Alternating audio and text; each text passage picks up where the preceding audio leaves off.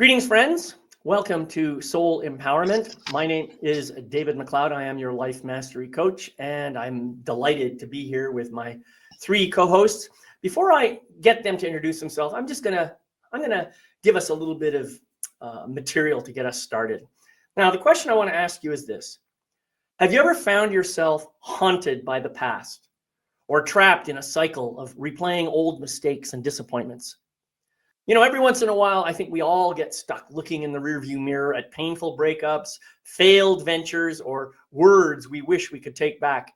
And inadvertently, we allow these memories to fester into sources of ongoing regret and self-criticism. This kind of negative focus on what was can paralyze us and get us trapped. It's almost like having an anchor holding you to the past, right? So it impedes forward momentum, and it casts a shadow over our present day lives. And we can even fall into a belief that we are powerless and disconnected from our path forward. Well, for this episode number 69, this is called Harnessing Intentional Insight. And our desire today is to help anyone who has ever felt the weight of yesterday holding them back from embracing today to maybe open up to some new possibilities. So as I said, my name is David McLeod. I am your life mastery coach, and I'm going to invite all of my guest hosts to participate in a little exercise that I like to call, who are you, where are you, what do you do, and why? And today I'm going to start with you, Gail. All right. Hello, I'm Gail Nowak. I'm located in the greater Boston area, and I work with spirit-led coaches and leaders in the wellness industry or the wellness space who want to market themselves more authentically and create healthy business relationships. And I use a blend of energy work and emotional healing and visibility strategy to help you create a pathway back to your authentic voice so you can communicate boldly, lead lovingly, and make the world a better place. Because why not have a better world, right? So if you want to learn more about me, what's that? Who doesn't want a better place? Right, exactly. So if you want to talk more with me after the show, you can find me at gailnowak.com. And David, do you want me to pass the baton to the next co-host? Sure, go ahead. We've never done that before. All right, Sarah, you're up. Okay. Hello, I'm Sarah Jane. I'm in the UK, in a not so little town called Bournemouth, but it's definitely a town, not a city. And it's on the south coast of the UK. I'm a complementary health therapist, I think is what they call us over here, or an alternative health therapist.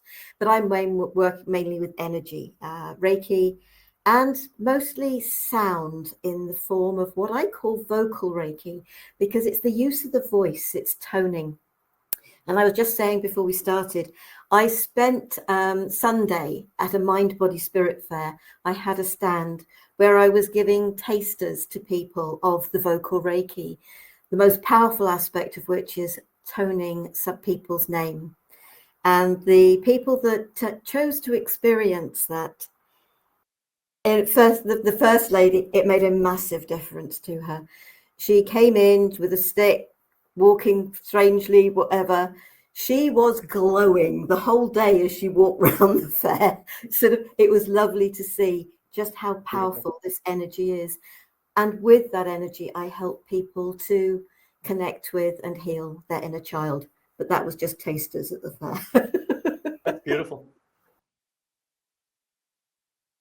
Scott, and if you think that there's anybody else left here, you might pass the baton. Yeah, I was going to say Scott. I was waiting for David to talk. I'm standing here waiting for the baton. I couldn't take it. Hand it over to you. Hi everyone. I'm Scott Holmes. I'm from the south coast of Boston, and so I do Reiki, polarity, theta healing, etc., etc., etc. But what it is I am an intuitive energy healer, and the moniker of healer is a little bit of a misnomer because I don't do the healing. You do the healing with the energy that we provide when we create a safe space for those people looking for that calm. And when we talk through these programs, we all hope that the calm, the peace, all of that you are looking for can be found here in the tools that are talked about or provided here. And I would suggest getting in touch with one of these beautiful practitioners if you indeed are looking for an answer. Thank you, David. Right. And so who isn't looking for answers? You know, who isn't looking for a better place to live, a better place to be, have a better life? I don't really know too many people who fall into the outer side of that question. I think almost everybody is looking for some kind of improvement in their life.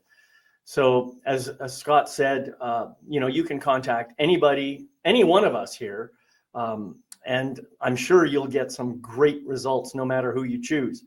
So I encourage you to reach out and because let's face it, one of the things that I had to learn kind of the hard way after having gone through much of my life as someone who has to do it himself.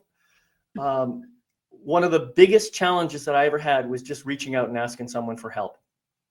And what I discovered, I had this story in my head that, man, if I ask someone for help, I'm just going to be sharing how weak I am and I'm going to be putting a burden on people. Those were the kinds of stories that I had in my head. But what I found interesting about that was it was almost like the exact opposite happened. People want to be needed. They want to be helpful. And they don't always know necessarily how to help you, but they want to support you. And you might be surprised to hear that, but it is really true. And furthermore, most people, when I ask them for help, they say, it's no burden at all, man. I'm delighted you asked. Thank you. It makes me feel important knowing that you care about how I might help you. So take that perspective and maybe use it to reach out to someone who you really think might be helpful to you. And that's what this whole program is about, shifting perspectives, right? And that's why we chose this title today, Harnessing Intentional Hindsight. Because as I said at the beginning, we all kind of look back to the past and sometimes we get stuck in it. But we're going to start talking a little bit now about how you can use the information from the past to help you move forward rather than being stuck there. So today I want to start with you, Sarah. I'd like to hear your perspective on this whole idea of hindsight and intentional hindsight and stuff like that. Give us your take on this. I'm going to start by adding to what you've just said, because I used to do an awful lot of oracle cards, and on one occasion I received one that said, let yourself receive. And within the bit that it wrote with it was, you get pleasure from supporting others. Give others the pleasure of supporting you. Let yourself receive. And I think that is so important. And it's something that I have very much learned, because I was just like that. I wouldn't ask people because I didn't think anybody would do anything for me. Hindsight. I suppose I can look back at my story and I know it. I've known my story for as long as I can remember. I've always known it. And now I find that if I find myself looking back, it's, okay, what happened that caused this in my life today? So I don't look back at it as a judgment. I look at it and say, okay, what happened? Why have I been doing things and been the way I've been? And how can I grow from that? How can I move on from that? How can I deal with that? And for some people, it will be a matter of dealing with it, getting over it, getting through it, getting around it, getting under it. But I think we have to go through these things and accept them, acknowledge them. This happened. Every now and again, I will have something crop up and it becomes an awareness, a situation that occurred. Let's try and do one very, very quickly. I was going to be having a conversation. We've lost David. I was going to be having a conversation with somebody on one of my programs. I'm trying to think what the conversation was about and I can't, but I was out for a walk, and I remember thinking about when my jaw got broken and how my husband had been, because I didn't know it's broken for a week. I was out for that walk, and I remembered exactly what happened in respect of after I'd been to the hospital, had the 2-hour operation a night in hospital to put the jaw back in place, broken by the dentist, not my husband. And I realized that he'd been acting exactly the way his father had treated his mother. His father rarely spoke to his mother. She, bless her, a very simple soul, and he was sadly far too intellectual, let's put it that way, as we couldn't have a conversation with her. Once I married my husband, because we'd been together in total 11 years, but only 3.5 years married, I realized, but I was out for that walk, that's how he started to treat me, the way his father treated his mother. So sometimes you can look back at things and be open to seeing with wider eyes, with better perception and understanding. I felt like a slave in my own home. And it was literally, came out of hospital, he made some of my homemade soup. So he warmed up some homemade soup for me.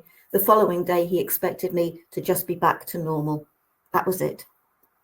Back to doing absolutely everything.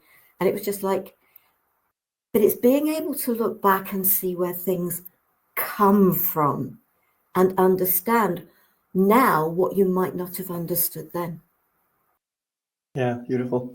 Sorry, I dropped off there, guys. I don't know what happened. I had a loss. I hope I wasn't gone too long. But anyway, I didn't catch everything that you said, Sarah, but I did catch most of it. And I think I've heard this story before anyway. Basically, what I'm hearing is we can learn a lot just by looking at the events non-judgmentally of something that may have happened in the past and begin to understand the relationship of different people, events, circumstances, and so forth, and how they all kind of came together to create that situation in our lives. And it's not necessarily about, being self-piteous or judging ourselves or having criticism. It's just raising awareness. Because if you understand that, part of what I believe is my wounds come from some of those things that happened in the past. And unfortunately, I learned coping strategies that helped me to protect myself from the pain of those wounds. But those coping strategies kind of carried forward into my life and became unconscious. And so nowadays, I may be doing something that I did back then and not even knowing I'm doing it and having a negative impact on other people as a result. This is the formation of shadow, the parts of ourselves that we hide, repress, and deny. And so it's really important, I think, to be willing to do that deep dive and look within and say, okay, how did you can use the word invite, or how did I bring this situation into my life and for what purpose? And if you ask the question that way, you can ask it and you don't necessarily have a judgment, like a negative perspective on why it might have happened. And you can say, oh, now I see. It was to help me learn this particular thing about my life that I might not have been able to learn through any other thing. So that, I think, is really, really important. Gail, what's your perspective on this? I love Sarah's example of this. And I've had that moment where you move beyond the pain or the judgment or the anger or the sadness around a specific circumstance or event. And whether it's, a week later or years later, having that epiphany, right? Like having that moment of like, oh, I get it. I see it now. I feel like that's such a great example of what we mean when we talk about intentional hindsight, because I certainly was someone who would be in hindsight, but stuck in hindsight. I was reading the description for the show again before hopping on, and it brought me back to a moment, and I was like, ooh, actually, I kind of had that moment right before the show of like, oh, I think reading that triggered a memory for me that helped me understand where my rumination pattern may have come from. And it was an experience. I was probably about 6 years old, and my parents were having a custody battle over visitation rights. And my mom and my stepdad were meeting with a judge, and my dad and his lawyer and I went into this other room, and the lawyer was asking these questions, but he wasn't being direct about it. He was asking like, "Oh, have you ever been on a plane? Would you like to go on a plane?" You know, when kids when they fly, they get to go into the cockpit and you know, see things. And of course, this was, you know, that gives an indication of my age, right? Because this is all pre 9/11. And I'm 6 years old, and it sounds like it sounds fun and adventurous. And, you know, he's not asking, do you want to visit with your dad? Right. And the whole point of us being there was because I had visited with my dad, but I was pretty young and I was homesick, and some things nothing bad happened, but there were some ways that he handled it. And I think he was doing the best that he could, but I didn't like it. And I told my mother, and who knows what was going on between them and their dynamic. But I said, I don't want to see him. And she was actually listening to me and honoring that. And then it, you know, kind of progressed into this whole big custody battle. And we went back into the judge's chambers, and my father's attorney says to the judge, she wants to visit with her father. And that was like, talk about deer in the headlights. Like, that moment literally felt like the rug being ripped out from underneath me. Right. And I just froze, you know, because that man put me in the impossible position. Like, I've been telling my mother, I don't want to go. I don't want to go. I don't want to go. But I also didn't want to hurt my father and protest in that moment. And I remember reliving that moment for weeks afterwards. And there was no discussion, you know, my mom didn't talk to me about it. I sort of felt like she was mad, angry, hurt, whatever. And I just took that all to be directed at me. I don't know if it was, it probably wasn't. And I just kept like, how could, you know, trying to change the outcome in my mind for as long as I can remember. Right. And when I was reading the description for today, I was like, gosh, I think that really put me into that habit, that pattern. I could think of so many times where I would take situations or conversations or, you know, unpleasant things that happened, and just, instead of taking the lesson from it, I mean, I was 6 at that time, but even well into adulthood, you know, I would just replay the thing over and over and over and wish that it had gone differently, or this is what I would have said differently, or this is how I would have handled it differently. And gotten stuck there. And so that kind of hindsight can really hijack us. Right. And honestly, like, I was trying to remember, like, how did I move from that to a healthier sort of approach to looking at things and seeing the value of the experience, or the lesson in the experience, or how I grew from that experience. I'm not entirely sure I can pinpoint a specific thing, but I also know that I've had experiences where things didn't work out the way I thought I wanted them to work out. And then with time, I saw very clearly, wow, I dodged a bullet. Right. Like, it was a blessing that it did not work out the way I wanted it to work out. Right. And so, you know, having such contrasting experiences with this experience of hindsight, maybe that's all I needed to really understand that we have a choice in how we want to reflect on our past, how we want to engage with our present, and what our intention is for the future. And hindsight is a piece of that, but it doesn't have to be the only piece. Right. Yeah, beautiful. Thank you, Gail. That was Very touching.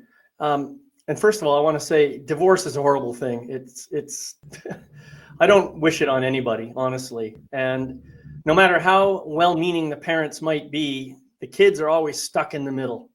And, yeah, I've been through a couple of divorces. I don't really ever want to do it again. That's why I'm not ever going to get married again. I've just decided that way I don't ever have to have that experience, But another thing that you said, and I just wanted to highlight this, you talked about at the beginning of your share, you talked about, oh, now I get it. That moment when all of a sudden, you got it. And you may have revisited that thing tens, 20s, hundreds of times, perhaps over the course of your lifetime. And now finally it makes sense. So this is something I want people to understand. It's kind of like being a detective at a crime scene. All the clues are right there, but you may not see what needs to be seen within the body of the clues that are right there. You may miss something. And so sometimes you have to go back and look again, And I think we actually did an episode about detective. I can't remember the title of it, but I remember doing it. And that's exactly kind of what it is, right? So yeah, blessings to you for learning that and for sharing that. Scott, I'd like to hear your perspective. Wow. Thank you for your stories, by the way. So I was looking at hindsight, and in my middle years, 30s, 40s, 50s, and things would come up, and I, as you said, you ruminate on them. They'd play them over and over. But what I did notice later in life is that I took those times in my life and I still felt about them the way I did at that moment. I had shame, I had regret, I had anger, I had all of those. And I looked at those the same way. And every time they came up and I replayed it, those same emotions would come up within me. I would replay it and I would be in the scene. It's like a movie, right? You're watching the movie and every time I act the same way and I have that same feeling and it comes up. And when we talked about hindsight, it really struck me because I did about 5 years of intensive therapy after my wife passed because I was stuck in those. I was in survival for so many years and I could not get out of those replays. Every time I went back into the scene, the same thing happened. The same emotions came up. They weren't good. I had regret. I just wish I had done something different and I couldn't at the time and I didn't. And as I look back, we did EMDR. For those unfamiliar with it, certain psychologists use it, and they bring you back into the situation, but you're viewing it like a fly on the wall from the present perspective. In other words, I was a 60-year-old man viewing my 8-year-old self in this situation. And then when you see the entire, that change in perspective for me allowed me to see you were 8. It's okay that you felt that way. It's all right that happened. It doesn't define you anymore. You're a 60-year-old man. You don't need to feel that way. And it took away the power of those events in my life where all the shame of I could have done better, I should have done better. I got so angry that I said words that just were so hurtful. And there was a forgiveness in that. There was forgiveness that I did the best I could with what I had at the time, with what I had to be able to work with as far as tools, whether it be emotionally or physically or fiscally. That's what I could do. And I look back and now I can see those memories without the overwhelm that those emotions brought before, without that sadness coming over me and dictating it. And that's where somebody pushing your buttons, right? They push a certain button, they hit a certain thing, and you start reacting like a 13-year-old kid. And you yell, you kick, you scream, and you wonder where that came from, because it came right up. And that was some of those times when you haven't really resolved them. And for me, I really, when those things come up, when I acknowledge them, when I understand who they are, and I tell them thank you, because they're there to help you. They're there to keep you safe. Those are mechanisms you learned as a 6-year-old, an 8-year-old, a 13-year-old, a 17-year-old, that kept you safe at that time. And you don't need it anymore, because you are an adult. You are however old you are. And you can see it from a different perspective. And that is a gift. So when you see your past from who you are now, rather than who you were when it happened, it really changes that perspective. And it has been, for me, it was a lifeline. All the regret went away. All the what ifs went away. And I was able to concentrate on being present with where I was and acknowledge with gratitude all those things that happened. Allow me to be who I am now. Yeah, it's beautiful, Scott. Thank you for that. You brought up a couple of points that really resonate for me. This idea, first of all, regret. Well, what is a regret but some belief that you did something wrong back then and you wish you could change it, right? So there's some emotion tied up in there, but it's mostly just a lot of judgment. That's what it is. It's self-judgment specifically directed at me. Shame is exactly the same way. The difference about shame, though, is it's not about doing wrong. It's about being wrong. It's about being broken, about not being good enough, that sort of thing. And shame and guilt and regret, those kinds of things, I call them feelings, but they're not emotions per se, even though they have emotional energy associated with them. They're 99% judgment, self-inflicted judgment.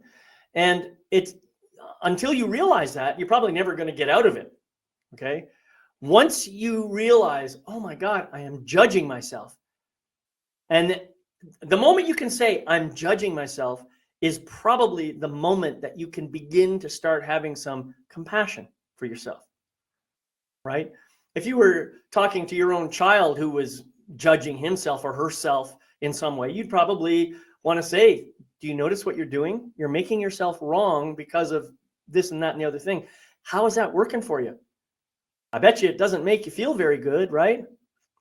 And so maybe you can as an adult, you want to teach the child how to have some self-compassion and some self-forgiveness, 2 words that you brought up, Scott.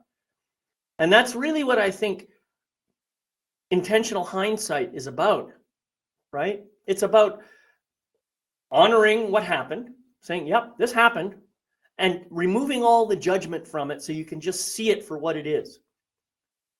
Try not to interpret it. Try not to have a conclusion about it. Try not to assess it or put value judgments of any kind on it. Just simply say, this is what happened. Now, how did I bring this into my life? And what am I here to learn about it? How can I take my learning and move forward in the next phase? Right? That to me is what this is all about. And so, Scott, when you're thinking about it that way, how do you take what you've learned from the past and start bringing it forward and amplifying your life right now? Well, the key to that for me has always been gratitude and compassion for myself.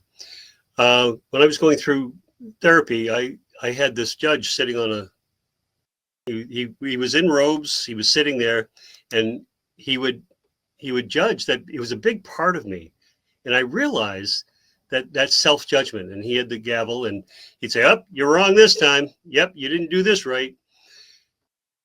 And what happened was he took over, and I did that same thing to other people. My daughters came to me and said, "You always had higher expectations of us than anyone else." And I'm like, and I, of course, refuted that and said, "Of course not." Yes, I did.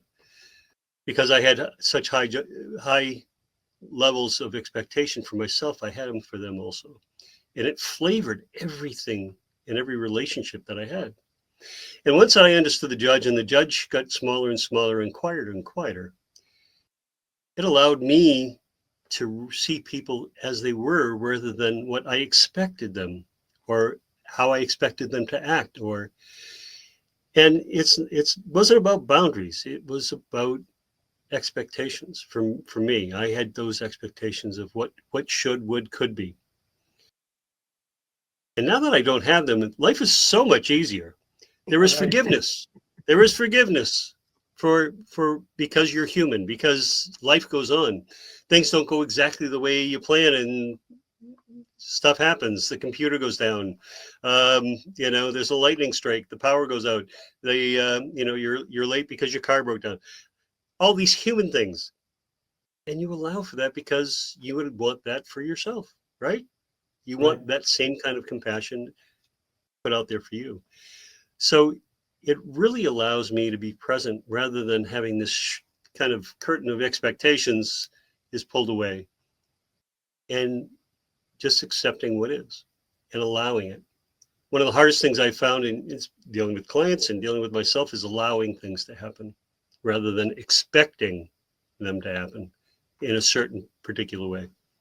And Gail, you had said it, that sometimes if we're given what we really want, we really work for, and we don't get it, if it happened, it might have been one of the biggest mistakes.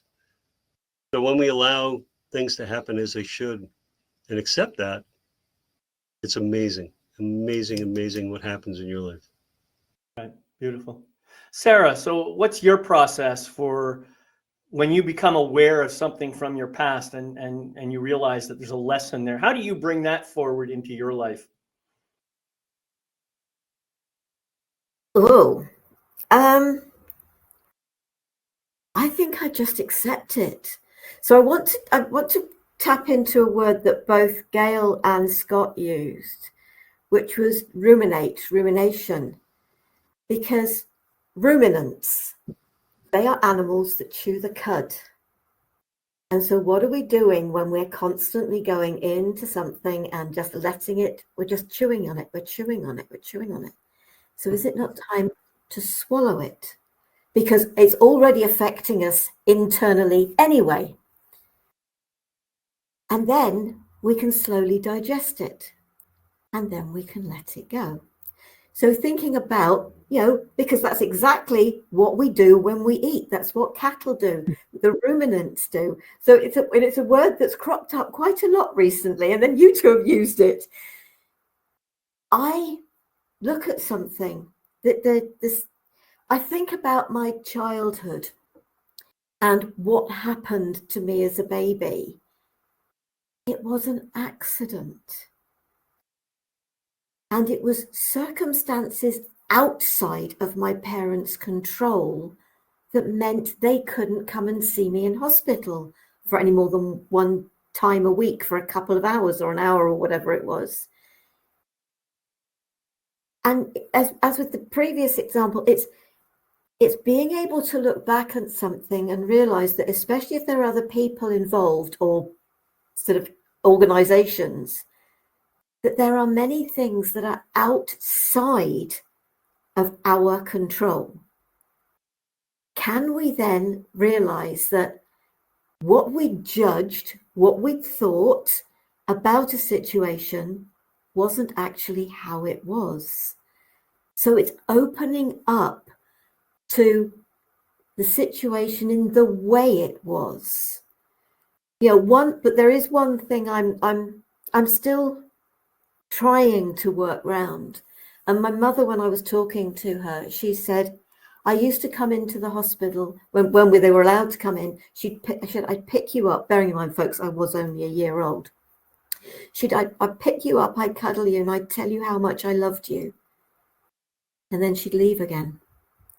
So I have this huge problem with the word love, because to me it just means desertion, abandonment, rejection.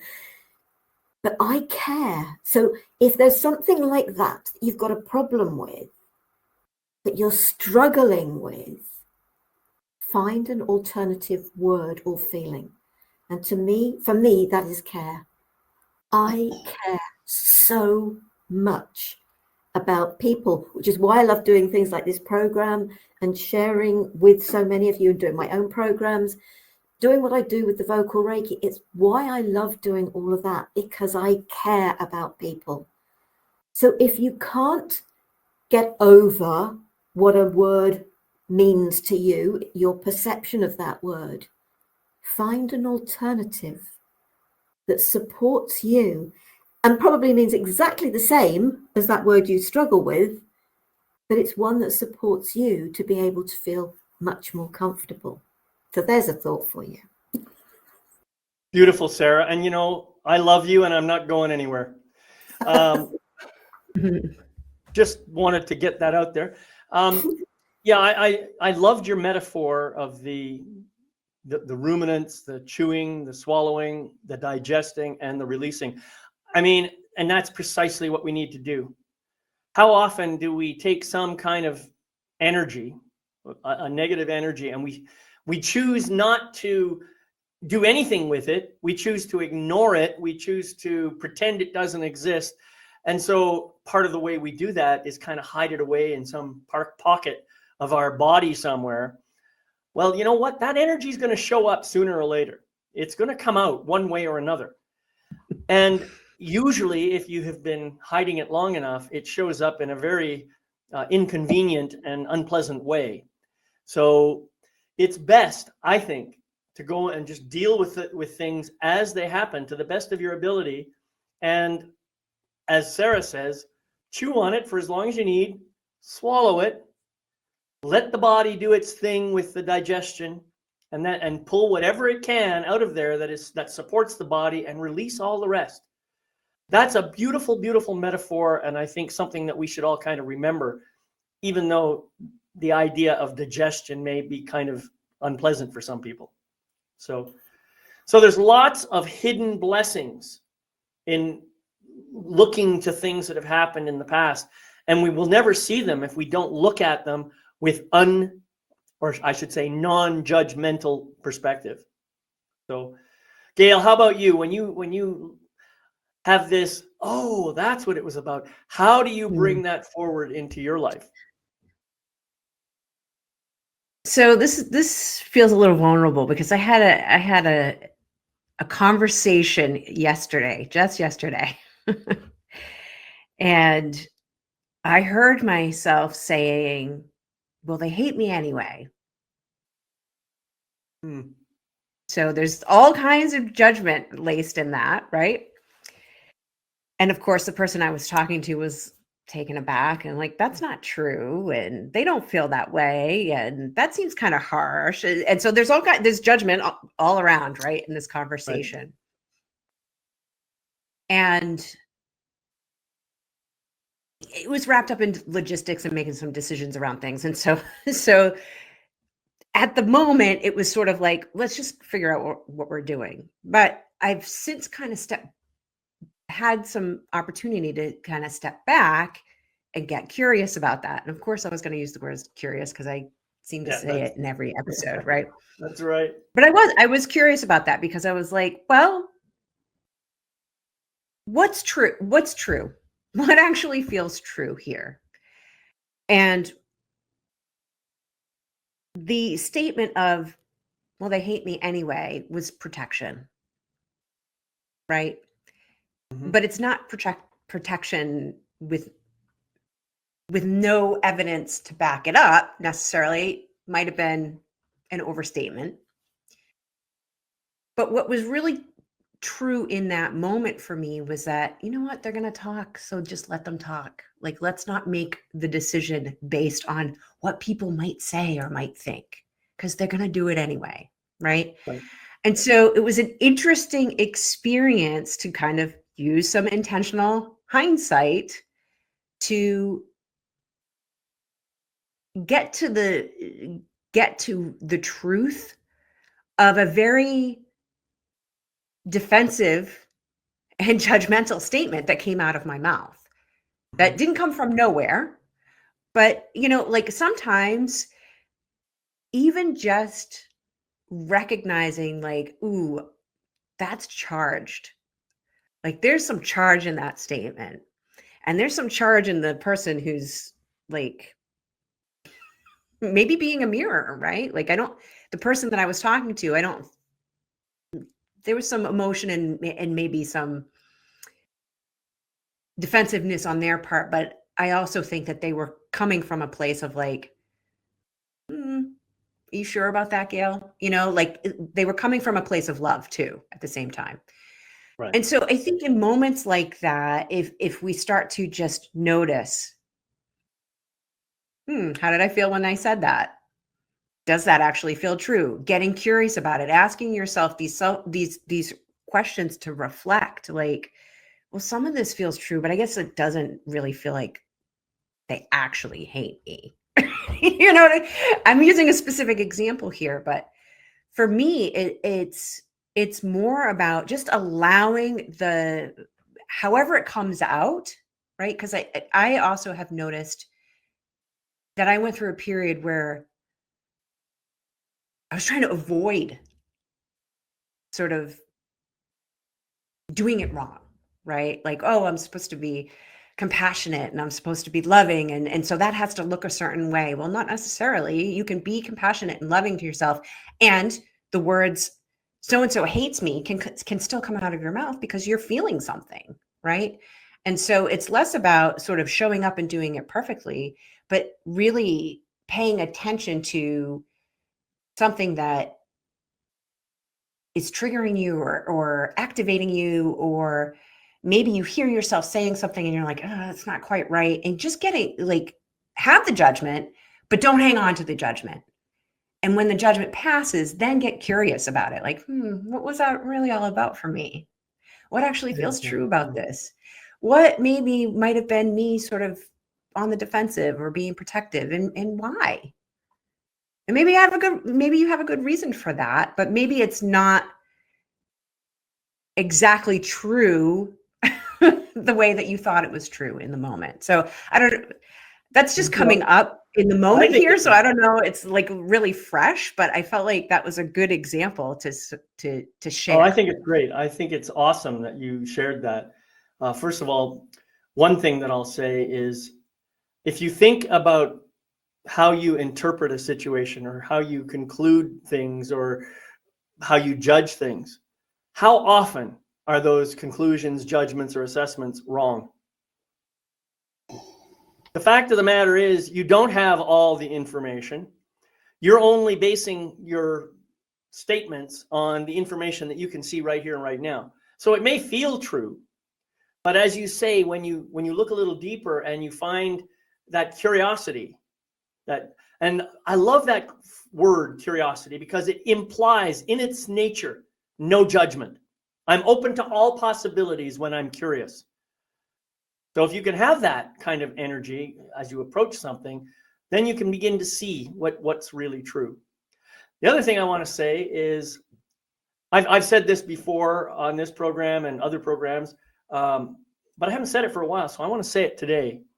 I believe that everything that we think, say, do, or feel is motivated at its deepest level by a desire to give or receive love.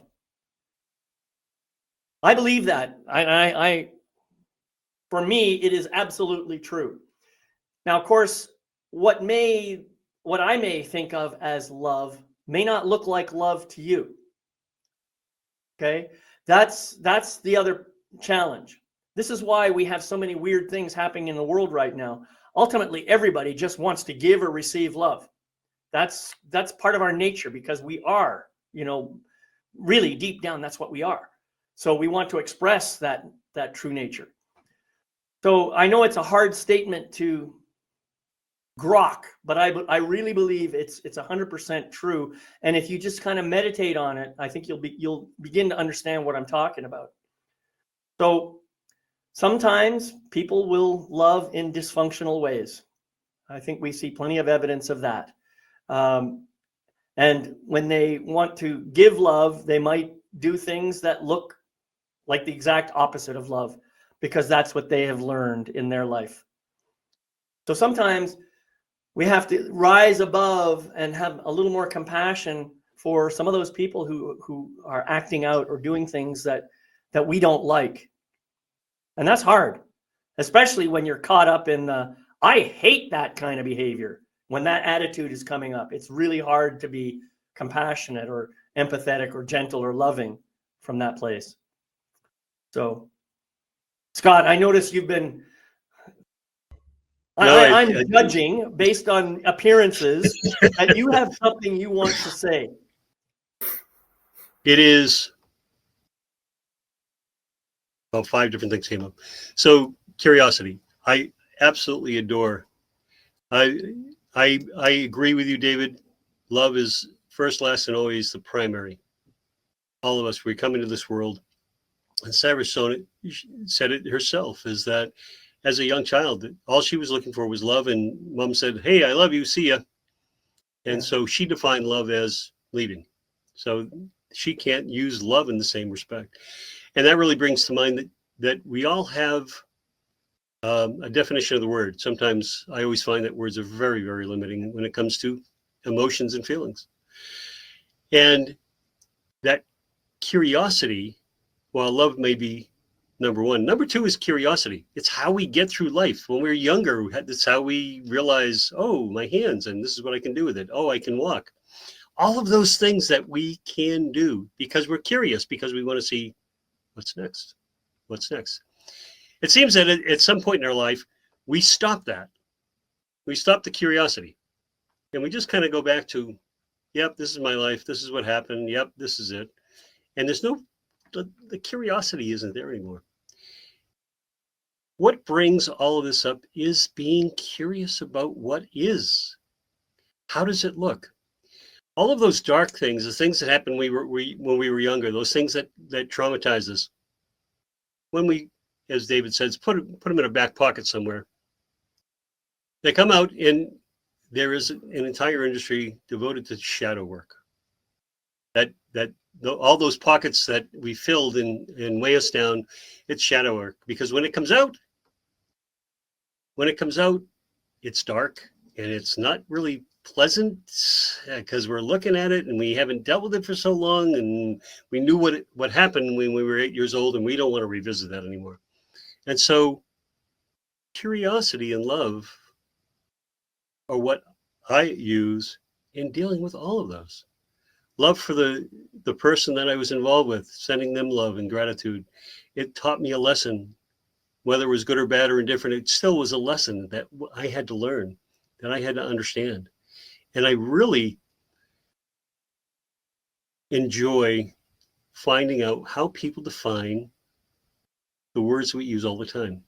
Now, the word love has been used in about 5 different contexts between all of us and said in different contexts. I love what you said there. Oh, I really love that statement. Oh, I love that you told that story.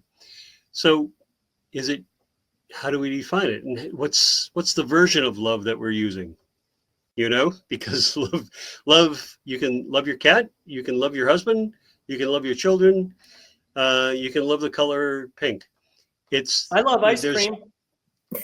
Okay, that is number 3 on my list. So, but how we use it, how we interpret it, how it is felt, and I really enjoy being able to kind of wash all of this stuff, right, and just kind of feel it out and see what comes out after you get it all the clean and all the darkness comes off it, and you kind of pick it up and you go, oh, that wasn't so bad. And you hang it up and you dry it, and you can still see it, and it still happened, but it's really not so dark, and you can see it well. So I appreciate the fact that openness, that vulnerability, that understanding comes out in curiosity and love. Yeah, that's beautiful. Curiosity, as I said, is one of those qualities that I think we all have. I agree with you that we tend not to use it as much as we get older, perhaps because we're set in our ways or whatever. But when we allow ourselves to get back into that place of curiosity, what we notice, or what I notice anyway, is that complete absence of judgment. Oh, look at that. Isn't that interesting? Isn't that interesting? There's those words, curiosity and interesting, seem to go together, right? So there's many, as I've said earlier, there's many blessings that we can uncover when we look to the past and begin to see all of our previous experiences in a whole new light, especially if you're coming at it from a place of curiosity. The other thing is we want to do this from a place of compassion, right? If we go back and just continue judging ourselves, then obviously that's just a waste of time and energy. We're not gaining anything by doing that.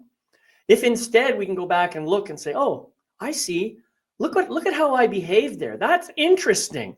I wonder what I can learn from that. Do I still behave that way?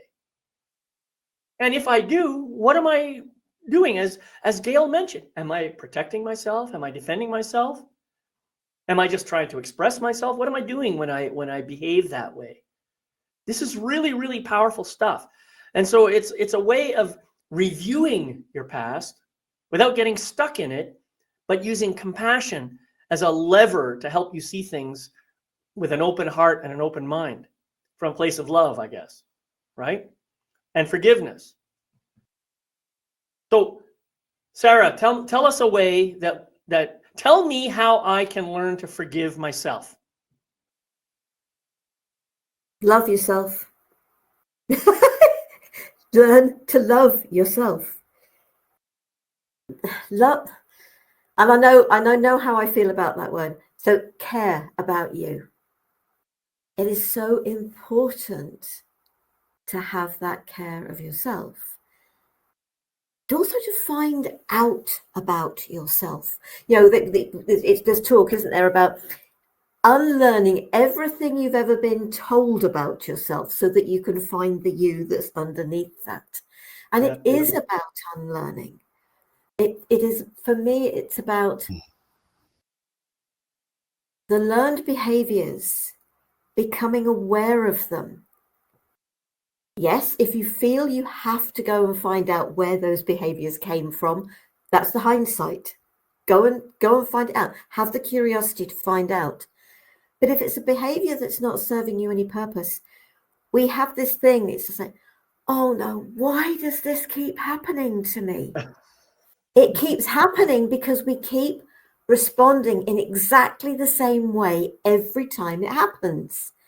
And until we learn that lesson of stop, right, how did I behave last time? How did I react last time? Let's try something different. And there was a technique I've learned, there is a technique I've learned, and it's called metamorphic technique. And it helps you to get rid of old and unwanted behaviors that don't serve you any purpose anymore. And I actually feel, along with Reiki, that has been amazing in supporting me in my life. Gentle touch of feet, hands, and head. That's all it is. And yet, as a practitioner, I had to not only give 50 sessions, but receive 20. And I slowly became aware in my life that my behaviors were changing without me even being aware of it. So you can do it through awareness, but there are people and techniques out there. Some things we have to become aware of to adjust in our lives. Other things, they've served their purpose. It's time for them to be let go. Beautiful, thank you. So that metamorphic technique, the way you described it, light touch on head, hands, and feet. Is that what you said? Yeah, so it's kind of like a feet. Sorry, feet hands, it comes from reflexology. It was discovered through reflexology. But yes, feet, hands, and head, and it literally is along the spine area of the foot and the hand, and then just around the head. It is the gentlest of touch, and it's definitely been part of my journey to me. Yeah, well, great, thank you. Gail, teach us how to forgive ourselves.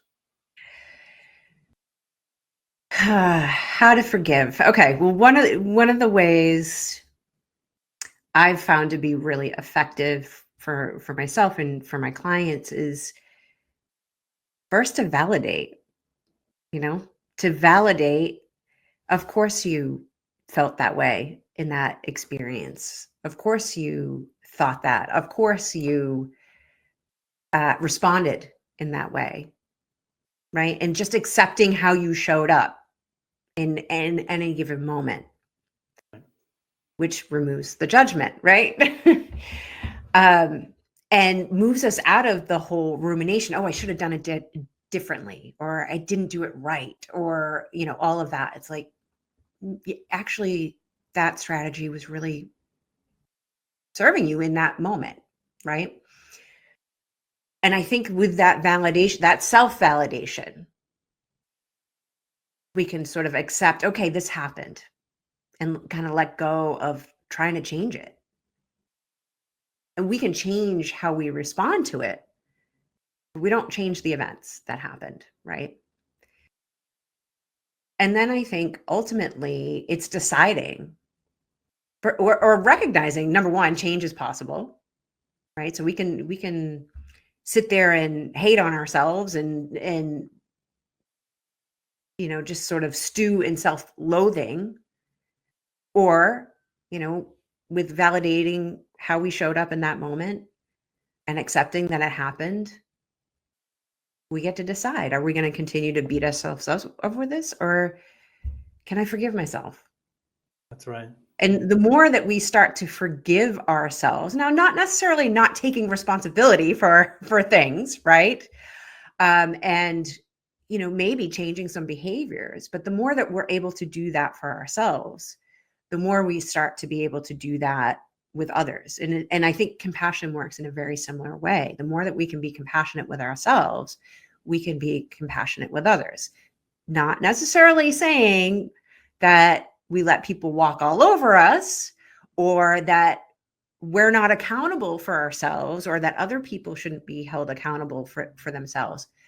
But we don't get caught up in this hanging on to the pain and wanting revenge, for example. Right? I know that's kind of an extreme, but it's a different, this forgiveness piece is a challenge sometimes. And it's, I would say, you've got your life mastery. That is a mastery kind of skill that actually allows us to stay in our hearts, keep our hearts open, take care about ourselves, care about others, hold people responsible and accountable, but from a place of love. Right. Yeah, I think, well, so for me personally, I found that I had the exact opposite experience, in the sense that I had a very, very difficult time learning to forgive myself. When it came time for that, I could say the words, "I forgive me," but it felt fake. And I didn't really believe myself when I was doing that. And I remember being in a group, and I think this was a group of men and women. And one of the people in the group said to me, "David, could you forgive a tree?" I said, "What?" "Well, let's suppose you had a tree, a pear tree or an apricot tree or something like that, and your little dog goes out and gets all curious about the apricots on the ground, eats one of the apricots, swallows a pit, and dies because he can't process the pit properly. Could you forgive the tree?" And I mean, that question really got me. I thought, okay, first of all, I had all kinds of judgments. I said, I think that's a ridiculous statement. The tree was just being a tree, doing what trees do, producing all this beautiful fruit and so forth for us to enjoy. And the dog was just being a dog, doing what dogs do, getting curious and eating a pit. And this woman was just sitting there nodding at me. Do you hear what you're saying? And I said, oh, right. No forgiveness was necessary for the tree or the dog. I could forgive them both because there was really nothing there. She says, now, can you go back and look at yourself, and can you say, I was just doing what I did, being my natural self, and not letting yourself off the hook, but just owning it. And then forgive the action. Once I learned that lesson, I still didn't quite get it. It took me a while, I'll tell you. But I finally, over the course of time, began to realize, of course, we all just do the best we can in any given moment with the information and the resources that we have. Are we really to be held to such high standards by anybody else? So self-forgiveness became something that I start doing regularly. And now when I say, I forgive me, I believe it. But I will admit it took time. And the reason I'm sharing that story is because it might take time for other people as well. Anyway, we've reached the top of the hour. Sarah, I know you have to get going. You know what I would really love is if you would give us some of your, what's that, light language to close us out, because it's just such a beautiful way of finishing up. Okay, let's see what they've got to share with us.